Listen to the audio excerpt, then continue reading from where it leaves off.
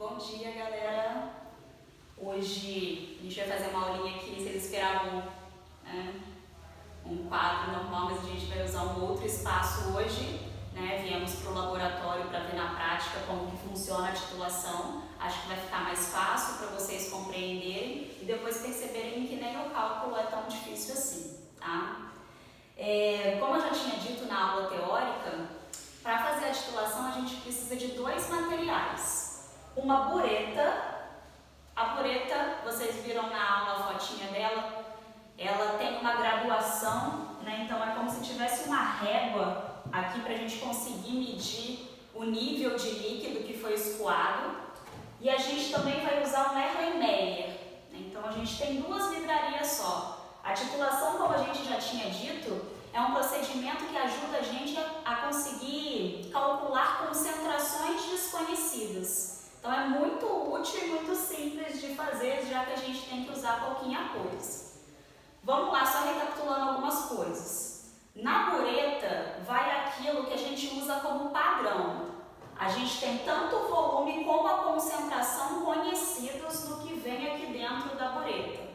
No Erlenmeyer vai vir a amostra que a gente quer descobrir a concentração, mas o volume a gente conhece, porque eu vou colocar um determinado volume dentro do Erlenmeyer. Então eu consigo deixar só uma incógnita, né? Os meus outros parâmetros são fixos. Uma coisa muito importante, gente, talvez uma das mais importantes na hora de fazer a titulação é a gente usar um indicador de ácido e base. Esse indicador vai permitir com que a gente saiba a hora de parar de gotejar o titulante, que é o que está dentro da bureta. Sem ele, a nossa visão não é capaz de perceber que chegou a hora de parar de gotejar. Aqui a gente vai fazer o quê? Dentro do Erlenmeyer eu vou colocar uma amostra de concentração desconhecida de ácido sulfúrico. Vou medir 20 ml dessa amostra de concentração desconhecida e vou colocar ela dentro do Erlenmeyer. Vou colocar o indicador de ácido e base, fenolftaleína, que é o mais comum, que mais cai nas provas, e fenolftaleína em meio ácido fica incolor. A gente vai ver isso inicialmente. Como eu tenho um ácido dentro do Erlen, eu vou colocar uma base na bureta para acontecer a neutralização. E vou começar lentamente a gotejar dentro do Erlenmeyer. O que vai acontecer aqui, gente? Toda vez que uma hidroxila encontrar com um H+ do ácido, vai acontecer uma neutralização e a formação de água. Eu vou gotejando aos poucos e essa neutralização vai acontecendo aos poucos. Toda vez que uma hidroxila vinda da bureta encontra um H+ da amostra, a gente vê a neutralização seguindo o seu curso. Em algum momento, isso daqui vai acontecer. Eu vou ter conseguido neutralizar todos os H+ com as hidroxilas vindas da bureta. O problema é que nesse ponto ele está neutro e a fenolftaleína em meio neutro continua sendo incolor, então eu não vou conseguir detectar esse ponto, que é chamado de ponto de equivalência, onde a quantidade de hidroxila é a mesma quantidade de H+. Eu vou conseguir detectar um ponto logo após, porque a próxima hidroxila que cair não tem H+ para capturar ela. Então eu fico com o meio básico por causa desse excesso de hidroxila. E aí a fenolftaleína vai fazer o que com essa coloração? Vai transformar ela num rosa. E aí eu sei que é a hora de parar de gotejar. E aí, com esse volume que foi gasto, eu consigo descobrir a concentração desconhecida. A gente vai fazer ali e vai dar para perceber bem melhor isso, ok? Bom, gente, separei aqui tudo que a gente vai usar para fazer esse experimento. Eu tenho aqui um ácido sulfúrico, que eu fiz ali uma solução meio que no olho, né, sem me preocupar qual seria a concentração para a gente descobrir isso. Então aqui tem uma solução de ácido sulfúrico que eu não sei a concentração. Já que eu quero descobrir a concentração de um ácido, eu vou usar uma base, né? Infelizmente eu não tinha uma base bonitinha de laboratório, então vai diabo verde mesmo que a gente compra no mercado. E vou usar também a fenolftaleína para ser o nosso indicador de ácido e base. O Erlenmeyer eu tenho ele aqui bonitinho, né? Essa vidraria, vou tirar um pouquinho da água aqui para não atrapalhar. Essa vidraria que ela é mais gordinha embaixo e ela funila em cima, porque como a gente tem que fazer o movimento de agitar, se a gente tem um copo normal ou um becker, quando a gente faz esse movimento pode escorregar na nossa mão e desse jeito a gente se protege. Então a melhor vidraria para fazer esse tipo de manuseio, onde você tem que fazer essa agitar, é o Erlenmeyer. A bureta eu também não tenho ela bonitinha. A gente vai usar uma pipeta de Pasteur, que é essa de plástico. Ela é graduada aqui até 3 ml. Então, pela quantidade de vezes que eu repeti ela, eu consigo saber o volume gasto que falta ali pra gente fazer a conta. Bom, isso daqui é uma proveta. Os nomes são bem engraçados mesmo.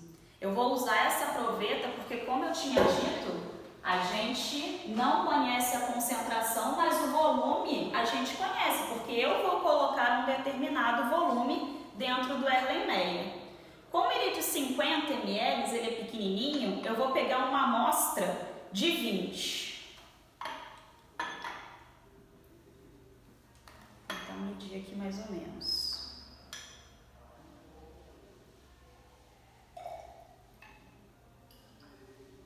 Então, com o auxílio da proveta, eu consegui aqui medir o tanto de amostra que eu precisava.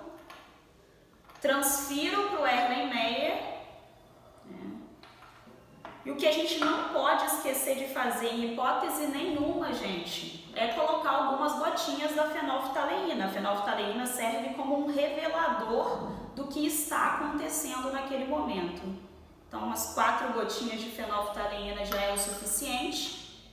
Eu vou agitar para deixar ela distribuída de forma homogênea e aconteceu como esperado. Como eu tenho ácido dentro do Erlenmeyer, minha amostra é ácida, na presença de fenolftaleína tem que ficar incolor, então deu certinho. Aqui eu tenho uma amostra padronizada 0,65 mol por litro de NaOH. Então essa concentração eu conheço para conseguir descobrir a outra. O que a gente vai ver acontecendo aqui, gente? Toda vez que eu pingar um pouco de hidróxido de sódio, a gente vai ver um rastro cor-de-rosa, porque fenolftaleína em meio básico fica rosa. Só que na hora que eu agitar, esse rosa tende a sumir, porque vai estar acontecendo a neutralização. Toda vez que eu puxo aqui uma quantidade, vem 2,5. Então, pela quantidade de vezes que eu repeti essa colocação de hidróxido de sódio, a gente vai conseguir depois saber qual foi o volume gasto. Vou colocar aqui uma determinada quantidade. Não sei se dá para ver ou se dá para aproximar um pouquinho.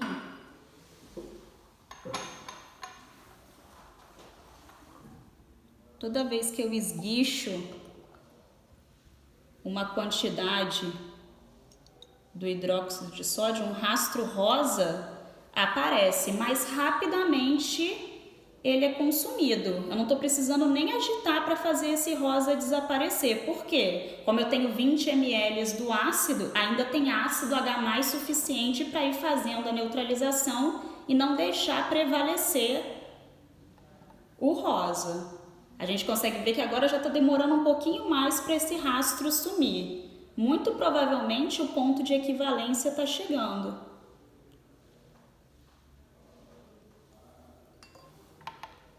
Não sumiu espontaneamente, mas na hora que eu mexo e faço com que as moléculas se encontrem, ele some.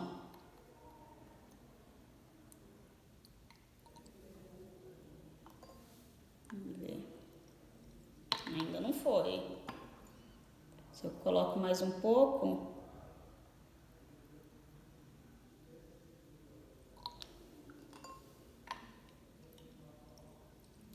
Demorou, mas sumiu. provavelmente está bem perto, não vou nem colocar a quantidade exata. Não foi, mas está bem perto.